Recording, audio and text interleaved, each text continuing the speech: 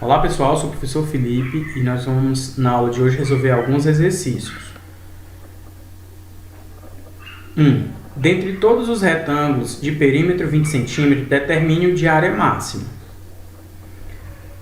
Então aqui eu tenho apenas a informação do perímetro e ele quer que eu determine um retângulo que consiga ter a área máxima com esse perímetro de 20 cm.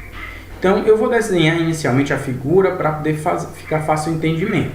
Então, eu vou colocar aqui essa base de y, né, esse ladinho aqui de x.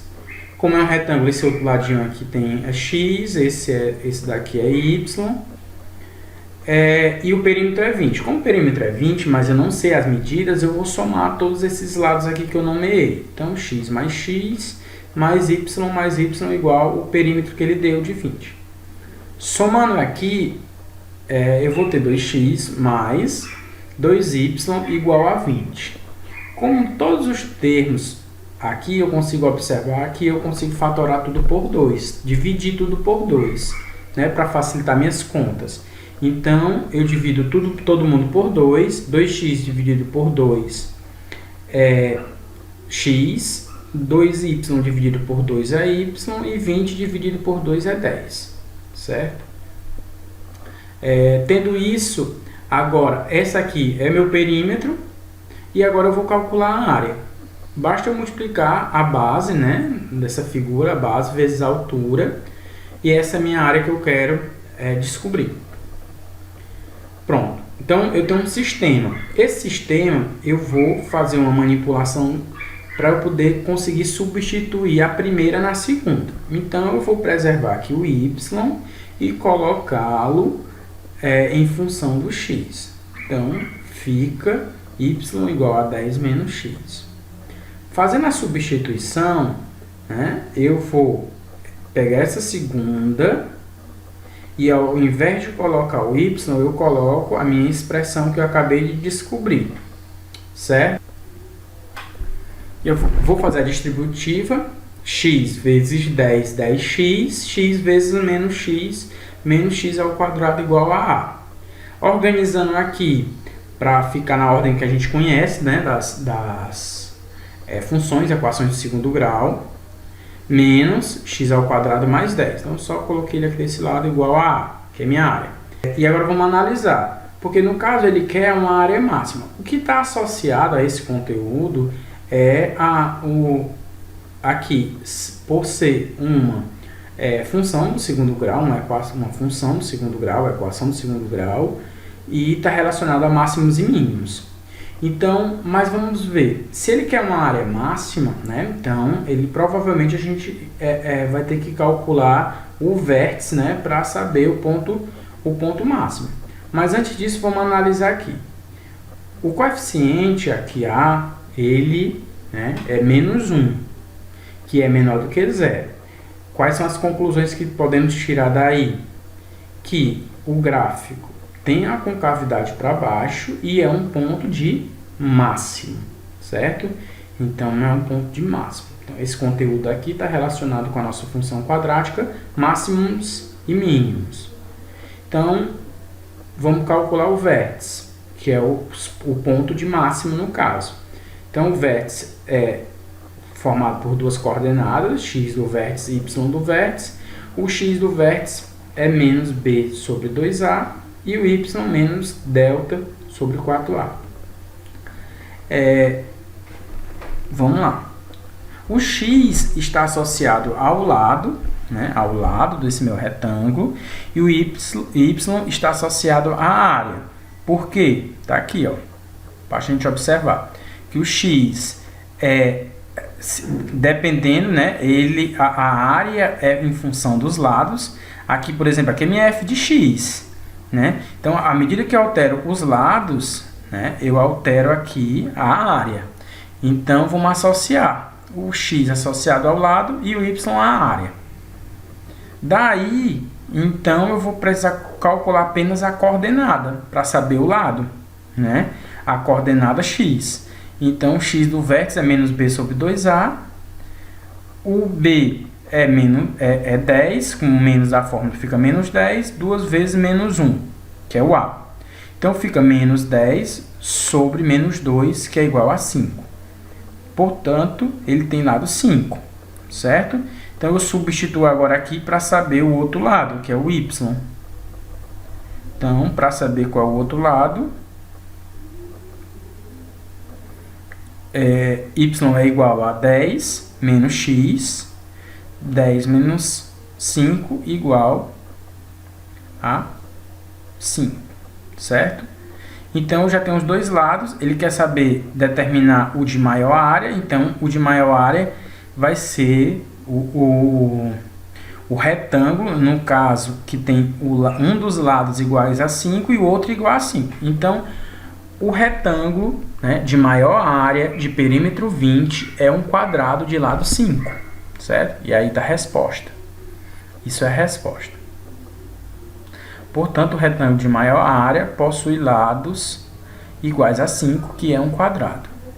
Um projétil é lançado e descreve uma curva obedecendo à função h de t igual a menos t ao quadrado mais 5t mais 1,7 com h em metros e t em segundos. Determine os intervalos de tempo em que o projétil está subindo e descendo. Então, ele é uma questão de aplicação de função quadrática, né? Que envolve o crescimento e decrescimento dessa função, certo? Então, nós precisamos analisar alguns pontos para poder ter a resposta. Então, vamos colocar aqui o gráfico em que o t, aqui meu x aqui é o t, meu y a altura, né? Como é que eu determino isso? Porque aqui no verbo f de x, que é o y, então tá aqui ele. E o t aqui não era meu x, tá aqui ele. Altura em metros, o tempo em segundo, e vamos lá. Tá aqui o rapazinho, e ele vai lançar esse projétil, certo? Lançando esse projétil, o que é que nós temos que analisar? A gente estudou que o termo independente, ele é exatamente quando o gráfico intercepta o eixo do y, que no nosso caso aqui é o h, certo? Então, no caso aqui, ele está associado à altura desse rapaz aqui. Então, ele é 1,7 metros, né? Aí vamos lá, está aqui a nossa função. Vamos olhar aqui para o coeficiente A, que é negativo, então ele é menor do que zero, portanto é uma concavidade para baixo, certo? Ele é uma concavidade para baixo, então ele tem um ponto de máximo, né? Então, esse 1,7, ele está bem aqui, ó. Ele é esse ponto aqui da altura,